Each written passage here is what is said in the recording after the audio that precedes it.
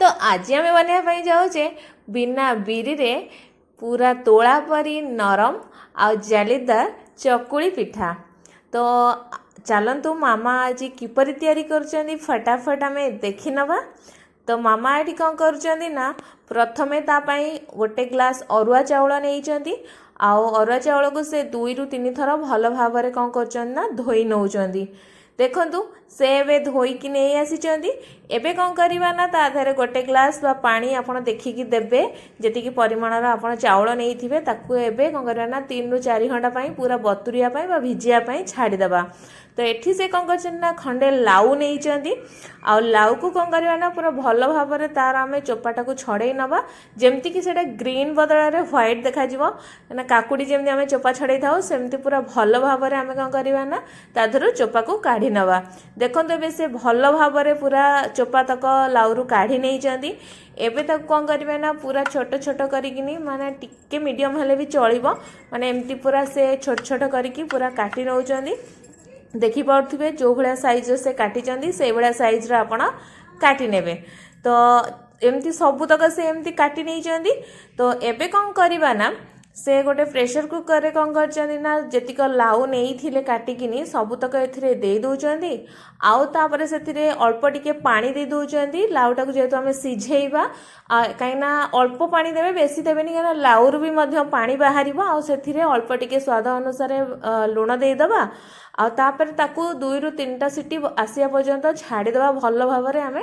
माने सेटा पूरा भल भाव सिझे दबार अच्छी आमको। तापर एपट्रे आमर 3 घंटा पर कौन है देखो चाउल गुड़िक माने भांगी जाऊँगी ताने यहाँ भल भाव भिजी जा बतुरी जाइए। तो एबे कौन करवा ना गोटे मिक्सचर जार जहाँ सब चाउल आम नहीं ताकू ओजाड़ी नवा आउ से अल्प पानी देवे बेसी पानी देवेनी जी बाटिया दरकार से पानी देदबा आउ ताकू कौन करवा ना पूरा चिक्कण भाव आम ग्राइंड करके नहीं आसवा। एबे देखि पार्थुबे चाउलटी आमर पूरा माने चिक्कण भाव मामा बाटिकी नहीं आसी एबे ताकू साइड करदबा आउ एबे माने प्रेशर कुकर पूरा ठंडा हला पर सीटी देकी देखंतु खोली नहीं आउ एपटर कौन है सबुतक आमर भल भाव सीझी जाइए जो थे आम बाटी थे चाउल को से मिक्सचर जार कौन करवा ना छाणिकी सबुतक आम लाउ को नहीं जावा आ ताकू मध्य पूरा चिक्कण भाव बाटिकी माने नहीं आसवा। किंतु मन रखिए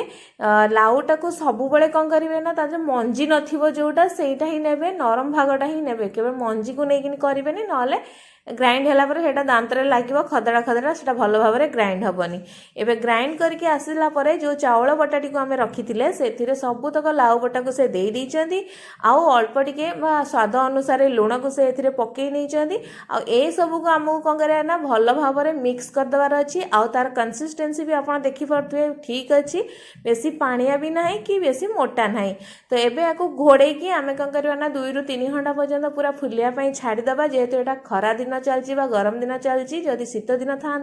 ताले 5 ରୁ 6 घंटा को रखापी पड़ता। जदि आपण मैंने इनस्टांट करने चाहूँगी ताले एथिरे इनो कि सोडा व्यवहार करें। तो एबे देखंतु 3 घंटा पर बहुत बढ़िया भाव में यहाँ फुली जाइए। तो एबे आपन को से गोटे पिठा बनईकी देखेबे फास्ट टिके तेल पकईकी या एमती माने पोछि नौचंदी नहले पिठा बनला बेले सेटा जाकी जाकी हेई जिवो। तो एबे देखंतु 2 चम्मच से पकईकिनी गोटे पिठा करके आपन देखंतु केते बढ़िया भाव में पूरा जालीदार होउची तामाने हमर पिठाटी बहुत बढ़िया भाव में फुलीची आउ बढ़िया नरम भी हो जाइए। आउ या कौन कर से ओल्टेकी नौचंदी आपण चाहिए कौन करेंगे ना बिना ओल्टेकी माने ऊपर भागटा पूरा सीझीगला माने पूरा धड़ा धड़ा माने तार अंशटा कटिज आपड़ जापर एटा सुखा सुखा लगे तो आपड़ सेमती नहीं पारे। एबे आमर प्रस्तुत हो जाइए जेहेतु पिठाटी आप देखिपे केते बढ़िया भाव में पिठाटी आमर बनी। तो आपण एमती बिना बिरी रे माने लाउर चकुड़ी पिठा बनईकिनी घरे खातु जोटा कि बहुत ही हेल्दी अच्छी आउ एमती आमर वीडियो देखु थांतु आमको माने भल भल वीडियो देखिया पई हेले आमको एमती सब्सक्राइब करि नियंतु आउ थरे निश्चय घरे निश्चय बनातु किपरि लागला आम कमेंट बॉक्स रे कमेंट करी निश्चय जणातु। धन्यवाद।